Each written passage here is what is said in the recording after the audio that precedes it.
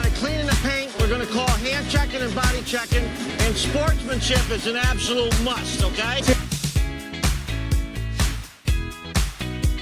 He lets it fly!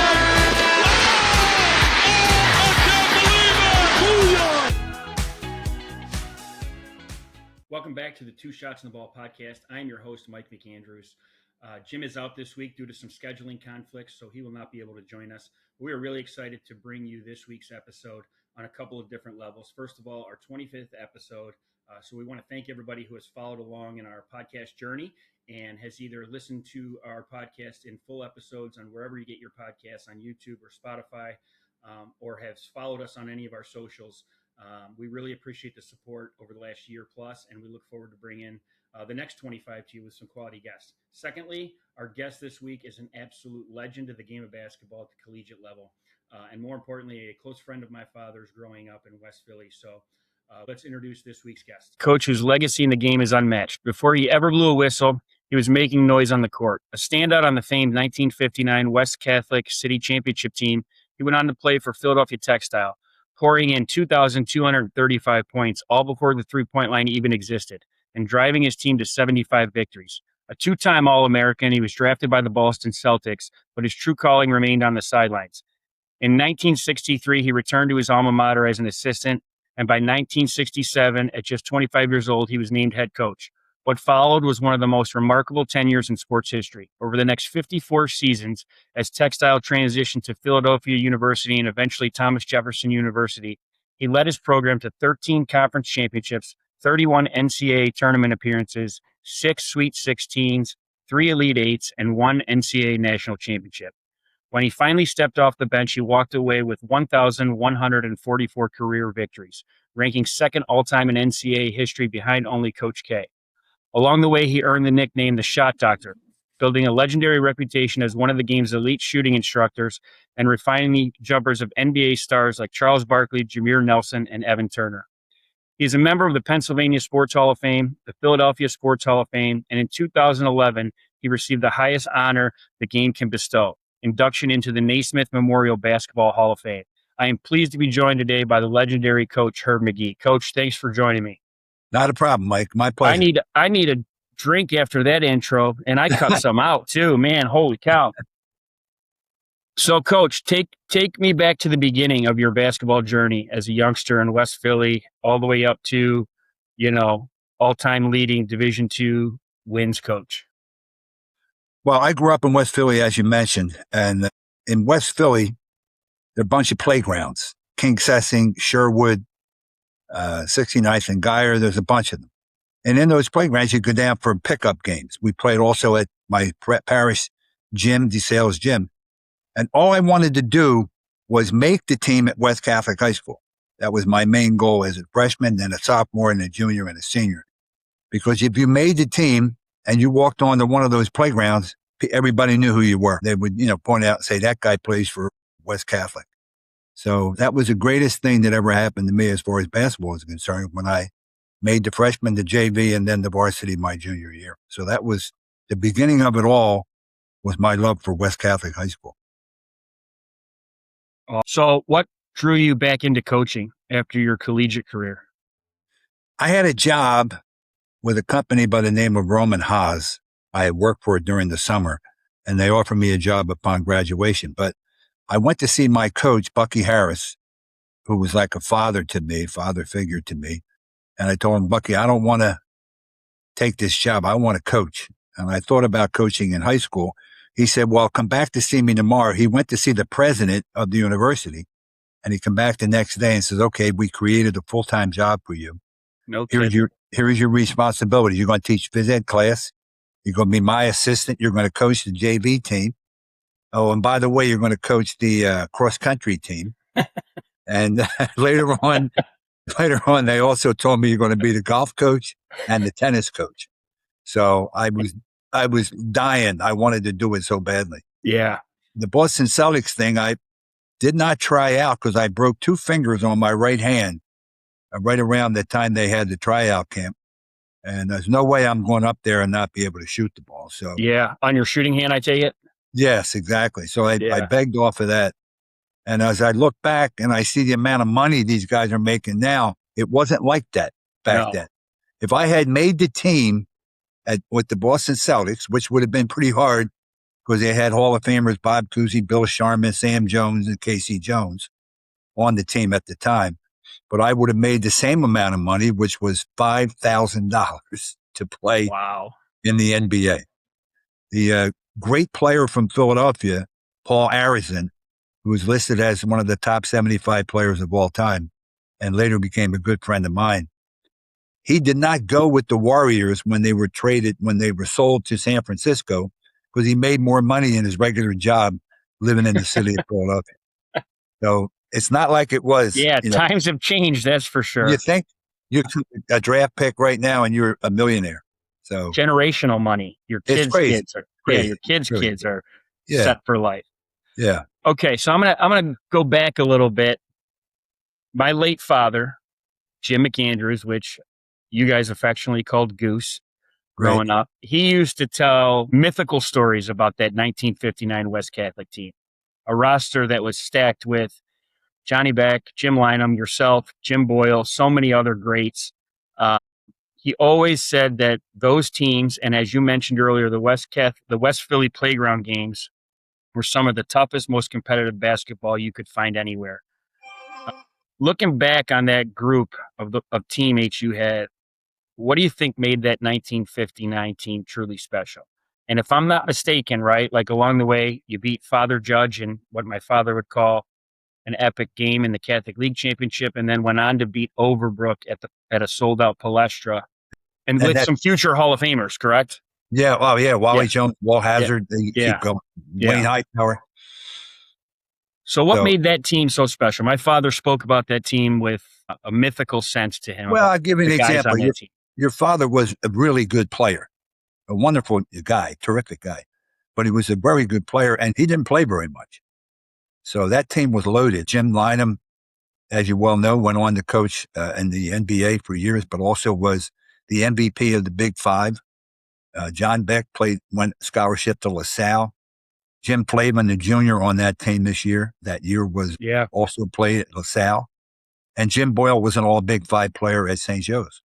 So that team was a very, very good basketball team, as well as the rest of the Catholic League. The Catholic League wasn't as expansive as it is now. So, and what happened in the Catholic League at that time, you went because according to your parishes. If your parish was MBS, like your father's and Jim Lynam's, Jim Boyle was Good Shepherd, mine was St. Francis, you automatically went to West Catholic High School. You didn't have a choice. You couldn't say, okay, I'm going to go to the prep or the Roman no, like it is now. Yeah. It was like you went to that school that your neighborhood was in. So West Catholic was always good. They had brilliant coaches over the years. Jim Usselton led his team. The only team that beat Chamberlain in high school was West Catholic in the Kids League Championship. And that was Jim Usselton, who actually practiced with 4 guys on Chamberlain and 1 guy playing everybody else. Bill Lindsay. The stories are, I can remember them like they were yesterday. You didn't say you're going to make the playoffs back then. What you said was, we got to get to the Palestra. And as you well know, and everybody knows, the Palestra is one of the most historic venues for basketball in the entire country. So just to come out of those locker rooms and to play in the Palestra was really, it was 9,000 capacity every time you played. So that was the biggest thing for us, is getting to the Palestra. And we were fortunate enough my senior year to win the Catholic League Championship. Yeah, it's amazing to me the stories he would tell about you guys and how good everybody was. He used to often tell us, I got cut from the varsity as a junior. That's how big a deal it was to make the team at West Catholic, and came out again as a senior and made the team. And he would talk about, there were guys in the playground that might be better than other guys that just didn't play at West because they had to go to work for the family. He used to tell us legendary stories about those West Philly playground games and West Catholic. Yeah. Well, I'll give you an example. For example, my freshman year, I went out for the freshman team. And right now, probably if they're trying out for the freshman team this coming year, there might be 20 kids trying out. Back then, it was like maybe 300 or 400 kids. Wow. I mean, the competition was just incredible. Yeah. And the fact that so many of the guys on that roster went on to have stellar collegiate careers, and then 3 of you go on to have great coaching careers, I think is a unique. I think you'd be hard pressed to find that on any other high school team in America over the last 50, 60 years. Just the Yeah, amount of yeah, basketball success as players that translated into successful coaches. yeah. That's a good point. Something that a lot of people don't ever think about. Back then, St. Joseph was coached by Jack Ramsey, a legendary basketball coach, Hall of Famer. And everybody back then that played in the city wanted to go play for Jack Ramsey. You didn't say like you want to go to St. Joe's. I want to go play Yeah. for Ramsey. And I wanted to do the same thing, but I didn't because he didn't recruit me.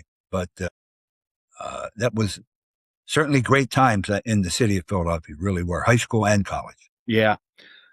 So I'm going to switch gears a little bit. As coaches, none of us get to where we are alone, whether it's, our family, mentors, fellow coaches that we've built relationships with and players. When you reflect on your coaching career, who had the biggest impact on you during your coaching career coming up? Well, I would say the biggest impact, not only on my coaching career, but on my life was my uncle, who was a Catholic priest. My mom and dad passed away when I was a young fella. They were both gone by the time I was 10, 11 years old. So we were raised, my 3 brothers and I were raised by this priest, Father Gallagher. And he was the biggest influence on all of us. He told me when I was being recruited, he said, you will go play. This is the type of guy he was. He said, you will go play for that Mr. Harris at Philadelphia Textile. It wasn't like, let's talk about it. It was just, so, and you did what he said. Yeah, this wasn't up for debate. As it turns out, it was the best move I ever made. And mainly that was because of him. So a great influence was him. And then the high school coaches at West Catholic, Brother Anselm as a freshman, Reds Haley as my junior varsity coach, Jimmy Usselton, legendary basketball coach at West Catholic. And finally, Jack Devine, who was a former all Big Five player at Villanova. He was our high school coach. And it was his first year coaching, and he won the Catholic League championship. So those guys were the guys that really influenced me. Awesome. So what are some of the best teams over your 54 years that you've coached? I know you've won a national championship. I talked in the open about, the deep runs you had in the NCAA tournament, the conference championships, all of that. What are some of your best teams you've had over your 54-year career? And what intangibles or characteristics did those teams share with one another?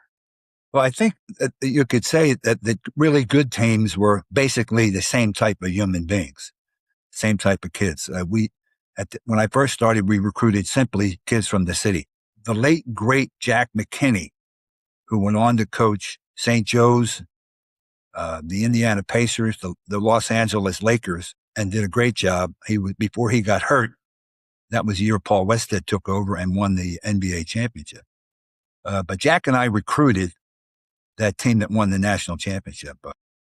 And the guys like Carlton Poole from Overbrook, John Parentozzi from Tommy Moore, which is no longer open. Yeah. And Jim McGilvery from Cardinal O'Hara, Michael Rourke from St. Matthews and Conshohocken, and Bruce Shively from Springfield. They were the 5 guys that really carried us to that championship team. So that was probably the best team I've had.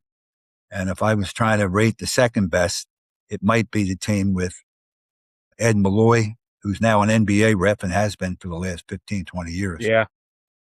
A guy named Mark McCarthy, who's been very successful in business. He's a partner at Ernst & Young. Mike Mascola. Patrick Chambers, who's now the head coach at Florida Gulf Coast. David Fields, a great basketball player. Eugene Hayes, who ended up making All-American. They were the best teams that I've had by far. And the characteristics that you say that those teams shared would be the human beings that they are, the selflessness, that type of thing. Like, yeah, that's exactly. We've all coached teams that have had talent, but if that talent doesn't come together from a chemistry standpoint, it doesn't do you any good. No, not at all. The one thing that we've always said to our players when we recruit them, after we recruit them, all through their career, it's good to be a good player, but it's better to be a good teammate. And that's how you really judge the really good players, the great players, guys who have talent, obviously, but if they're good teammates who look out for the rest of the guys on the team share the ball, try to win is the number one thing for them, and not their own individual accomplishments. Yeah, so that's a great point that I kind of want to stay on a little bit. We had Greg Campy on a while ago, and times have changed in terms of recruiting, obviously, from when you were coaching and when he started to now. But I think it's important for our listeners, specifically parents and players. How important is that portion of the recruiting, or was that portion of the recruiting for you when you went to watch a player? How they handled themselves with disappointment, how they handled their interaction with their coaches, how they dealt with their parents' actions in the stands. Was that something you and your staff looked at? No question about it. How they interact with referees, how they interact with their teammates, their coaches. In other words, are they coachable? What type of individuals they are? And you talk to other people about them, and you can see the way the kid reacts to his teammates. Unfortunately, in today's world, as you well know, Mike, it's you're recruiting a kid. It's can you afford him? Yeah, yeah, Back then it was like room and board, books, tuition, and yeah, fees, and that was it. yeah, Now it's like you got to talk to his agent, and if we could get a good player, those guys I mentioned on the national championship team, all those guys would have been out of there because they yeah, would have to take the money. The money's yeah. just too much, and they all could play on the next level, on the Division I level. So when people ask me now, are you sorry that you retired? I say not even close. Said there's no way I would want to do it again on that lower level on Yeah, and Division. I'm going to get down that rabbit hole with you and get your thoughts on that in a little bit on the current landscape of college basketball. So, over your legendary 54-year career at your alma mater, I am sure you have had plenty of other programs come knocking at your door. In modern sports landscape, when coaching mobility is the norm and loyalty feels like a lost art, what was it about Philadelphia Textile that made you say, this is the place where I belong? Well, I did interview. I was asked to interview at a couple different places, but every time I did, I said to myself, like, this is not for me. I was actually offered a Division I job, actually the same job twice, and without an interview. But I just told the AD, I said, I'm not interested. And it was more like not just the fact that textile was so good to me when I was there, but it was home to me. It was a place that I felt extremely comfortable. I was able to subsidize my salary by the stuff I did with shooting and summer camps. And so I never really wanted for anything. I wouldn't have made the money that I could have made probably, but I made the right move. There's no question about it as far as looking back over my whole career. And I Yeah, was offered jobs. There's no question about it. I could have gone into the NBA a few times as an assistant, but those jobs are very, very strange jobs. yeah. You might be there for 5 years. You might be there for a week. Yeah. I'm guessing there was a guy maybe named Lynham who might have wanted you on staff He a did. time or He two. did a couple times. Yeah, I figured. He did a couple times.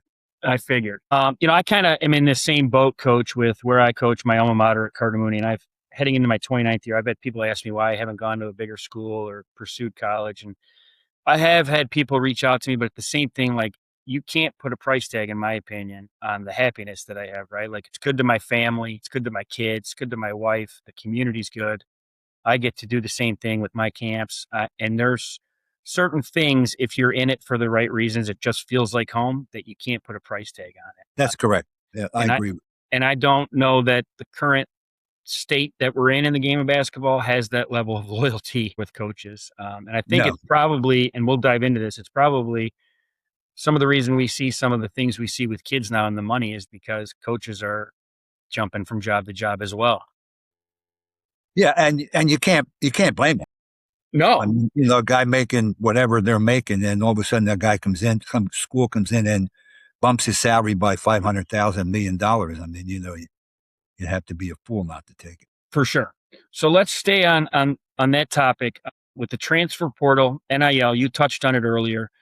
It's turned college basketball, in my personal opinion, into the Wild West. Having coached for over 5 decades, how do you view the current state of college basketball today? And if it were up to you, what would be the number one change you would make to try and bring some balance back to college basketball? Well, I think you stated the problem with it. I was on a committee last year for Coaches versus Cancer. And I was given a region to like decipher who's going to win in the region, the Northeast or the West or whatever it was. And they got to me and I simply said, I'd like to see the salaries. Let me see what their budget is, and I'll tell you who I think is going to win. And I actually picked Michigan to win the national championship because what I read was they were paying out millions of dollars to players to play for them. So the Wild West is a good way of putting it, Mike. Because some guys have played at 5 different schools. Yeah. I mean, you start on. First of all, there's never any mention at all about academics. Does a kid have to go to class? Does this class, this course he's taken, transfer to the next school? Is the idea to get a degree when you're finished? That's got nothing to do with it anymore. It's simply a matter of dollars and cents. And I think that's what's hurting the game today. Yeah. When we had Coach Martelli on, we talked about, when he was at Michigan, he was on the tail end or just the beginning of NIL, that type of thing. And it has strictly become more transactional than it is relationship based anymore, which I find bothersome personally with the game. And the relationships that I got from my teammates, from my coaches growing up, the ones I hope to have with my players, doing it the way you've done it, like that seems to be completely gone in this current landscape of college basketball. Like Coach Campy was telling me when he was on that he had a kid commit to Oakland University without ever speaking to the kid. Yeah. And that's just crazy to me. It is. Is there anything? We had every year, one of my former players and now my daughter Kay runs it. We have the Herb Magee golf outing at Penn Oaks Country Club here near the city. And at that outing, we have 50 guys come back and play golf. Guys who I haven't seen or hear from, year to year. Mm-hmm. We had one guy came up from North Carolina. Another kid flew in from Canada.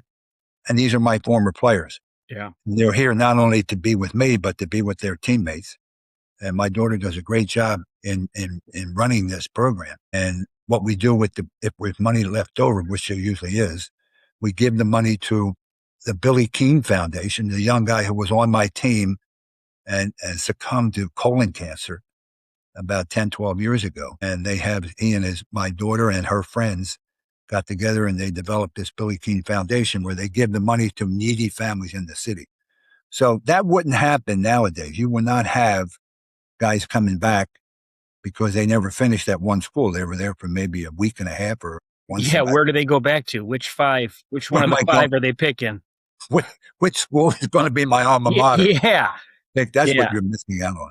Yeah. Is there anything, in your opinion, that the NCAA or legislature could do to kind of put some guardrails on this thing? Yeah, I think there is, but the NCAA hands are tied. I mean, they really have no power at all. But I think what they could do and what they should do is stop kids who you can transfer once, maybe. That's it. And you can't transfer after one time. And of course, some judge will throw that out as being unconstitutional. Yeah, that's been at the end. That's where the NCAA's hands are tied. Anybody that doesn't get the answer they want just sues them. Exactly. And the NCAA is not at fault either. Some of the decisions they've made over the years to affect kids that really shouldn't have been affected by it. The guy whose name, image, and likeness was being used at UCLA, you walk down the street and see a kid with his shirt on. Yeah. And in the back, where'd you get in the bookstore? And my name's on it, and I never got a nickel. Yeah. I think that's where it all started. Yeah. That was the Charles O'Bannon case. There you go. There you go. Yeah. So you're widely considered, Coach, possibly the greatest shooting instructor in the history of the game of basketball, earning the nickname the Shot Doctor. Now, I'm going to preface this with what I told you on the phone the other day. It is good for your reputation that back in the late 80s, they didn't have cell phone video when my father brought me for a one-on-one session with you because that was unfixable. And I don't think you would have maintained your reputation at that time. Having instructed thousands of players over the years, what is the biggest mechanical flaws you see in modern shooters? And what are some of your fundamental building blocks that your teaching has stood the test of time? Well, the number one thing that we taught, I still do it occasionally is the grip, how to grip the basketball. If your hands are on the ball incorrectly, you got no chance. And then take it a step further. And my biggest thing, if you watch television and watch kids play, especially watching when they get to the foul line, you count on one hand the number of kids that finish their shots and follow through properly. And my biggest thing was the way you learn where your mistakes are is to finish your stroke so that your shooting hand goes right towards the center of the basket. And that way you will make sure that your ball is going straight. A ball that's going straight, you're not going to make that shot. So we always did it this way. Shooting hand, guide hand, how to use your legs, and the target being the front rim. So I did one time in a game way back. I had a very good player, but he was stubborn. And at halftime, he's like 1 for 7 at the foul line. And I told him at the end of at halftime, I said, look, in the second half, I want you to miss every single foul shot you take. And he looked at me like, there's something wrong with me. Coach, what are you talking about? I said, you just do what I tell you to do. All right. Hit the back rim every time you shoot it. He went 8 for 8 in the second half and looked over at me, was starting laughing with about a minute to go in the game. No kidding. So it's a small little thing, that you can pick up and watch when you see guys shoot. But the biggest flaw that I have with finishing your shot, number one, and number two, make sure that your hands are on the ball correctly. By that, what do you mean? Explain that for our viewers. Okay. So if I bring my hands up in the camera right now, you can see where my right hand is. Yep. My left hand's on the side. Yep. And the way we do it is as you look up at your shooting hand and you look at your hand, you should never be able to see your pinky. If you can see your pinky, it throws your elbow out. Gotcha. Okay. And on the guide hand, your hands can't be close together. They have to be separated. And the left thumb has got to be aiming directly at the rim. So when you finish, you're going to shoot the ball. And we use the expression, shoot the ball with the shooting hand through the guide hand. And if you ever watch Steph Curry, he is amazing, as we all know. Yeah. He's got impeccable form and tremendous amount of confidence when the amount of time that he's put in on it. Yeah. So how did you get to Shot Doctor? Was there somebody growing up that showed you how to shoot? Like, how did that whole thing, you're shooting as a youngster, become your forte? Okay, it's a good question. What I did was study my own shot because I was a very, very good shooter. And I studied my own shot. I had somebody film it, and then I would watch the tape and watch the film. And I figured if someone's going to get better, they have to do what I'm doing. Mm-hmm. If you saw me shoot, I would do exactly what I'm doing as far as teaching the kid how to shoot. Exactly what I did when I was playing basketball was the same thing. Shoot the ball through the guide hand, make sure the ball comes off these two fingers, and finish directly at the front of the rim. And that's how I developed it. I just watched myself shoot and taught it that way. I can remember that session. We had an hour session over at Philadelphia Textile, and I remember getting in the car with my dad being like, I don't think I saw him miss one shot in an hour. Just repetition. It was the same thing every time. Yeah, there was nobody. I didn't have anybody guarding me. Yeah. I really didn't see any reason why you should possibly miss. So I've gone lectures at camps over the years. What I would do to start my lecture while I was warming up, I would shoot and I'd get to a certain number and I'd start counting out loud. And then all the kids would surround me and then continue to count. And now I've got their attention when I do start my lecture. Your clinic, Their attention. Hey, this guy doesn't miss, that type of thing. So that's how it worked out. What was it like working with some of those guys like Charles Barkley? Tremendous. Charles Barkley is now, I would consider Charles a friend of mine. We have played golf together. He has come to the Herb Magee outing. You played golf together? Were you able to fix his golf shot like you were? No, somebody else did. Somebody else did. He was awful. And now he's pretty good now. Yeah. He can play, and he hits it a mile, as you can imagine. Yeah. But Barkley's problem was his attention span's about 30 seconds. So when I started working with Charles, Matty Gukas was the coach of the Sixers. He called me. He said, Coach, can you come over and help Charles? I said, yeah, he's missing foul shots. And his problem was really easy to fix. He would shoot and his shooting hand and he'd pull it back. For some reason, he'd recoil it. And when he did recoil it, it sent the ball too hard at the basket. So all I did with him was get him to finish and hold his finish. And it took a while, but he got much better at it. Actually, it helped him with his jump shot too. Yeah. So your claim to fame is not just coaching. You've coached the Hall of Fame career. You made him a Yeah. Hall of Famer. Yeah. I'm going to take Yeah. all the credit for that, Mike. Yeah, right. If you were to look back on your 54 years coach, what do you think was one of your greatest accomplishments and legacy as the second winningest all coach across all divisions in NCAA basketball, the all-time winning coach in Division II? What would you like to be your lasting legacy? Just that I treated players the right way, and our graduation rate was extremely high. I always treated the players equally. I wasn't a big guy that would use the bench.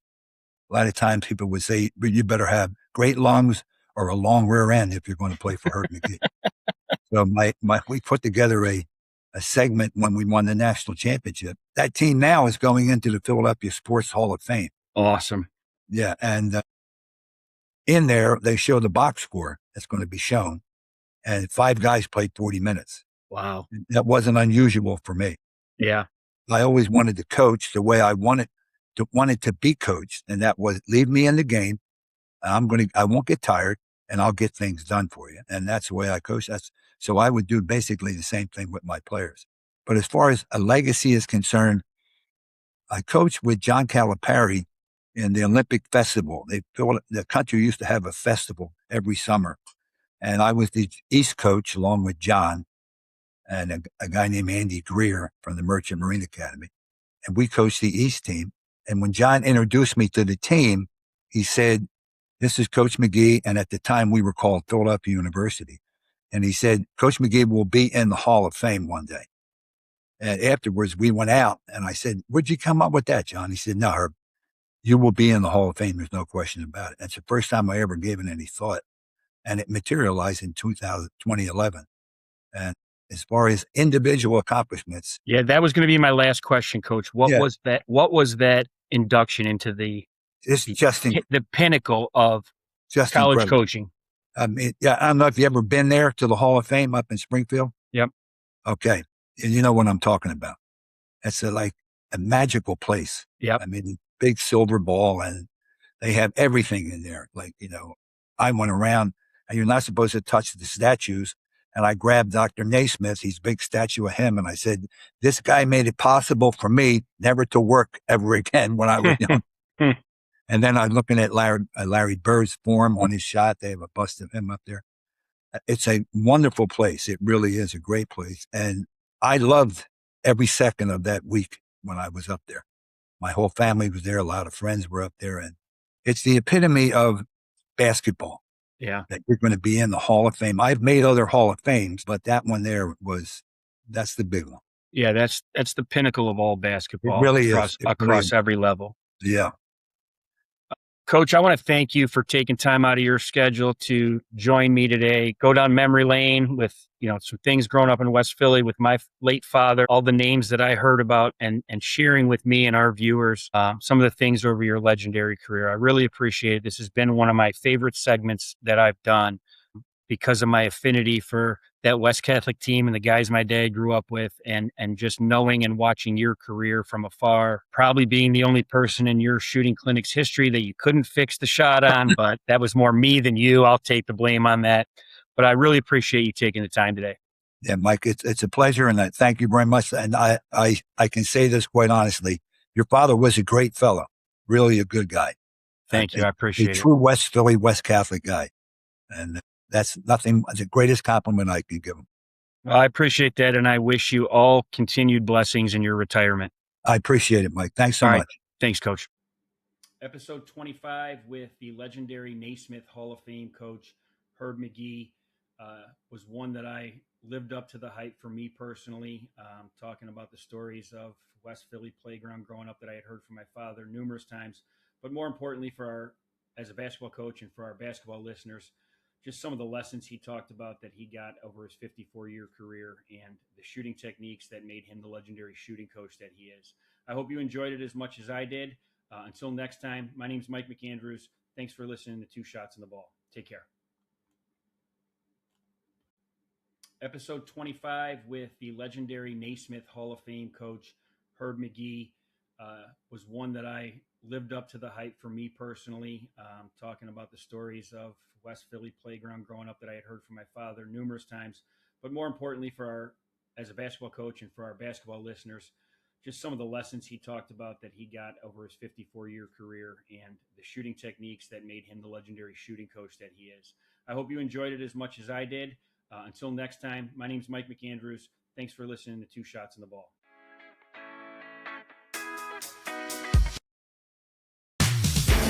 We want to clean in the paint. We're going to call hand checking and body checking, and sportsmanship is an absolute must, okay?